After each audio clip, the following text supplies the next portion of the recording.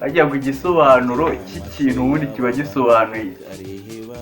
Ibyo nkora byose bakivugira, nkagendana n'urushinge rw'amasaha, tunabiseze ku mutima mwiza ikiza, ikiganza cyanjye nkihereza inkoni, gicumba bintera agahinda ndabibona, igihe gihari wenda kizabivuga, ubuse mvuga iki?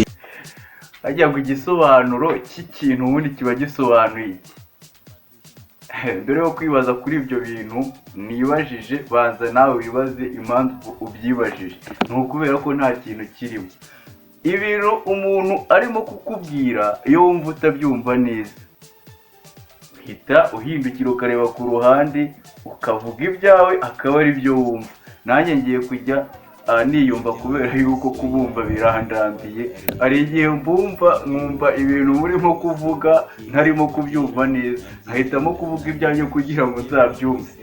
Impamvu mvuze ibi ngibi ni ukubera yuko hari abantu baba bashaka gucukumbura ibintu cyane by'umuntu, bakinjira mu mizi yabyo bagakuramo ibintu bitarimo.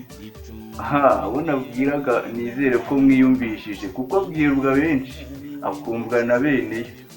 Kanigendere.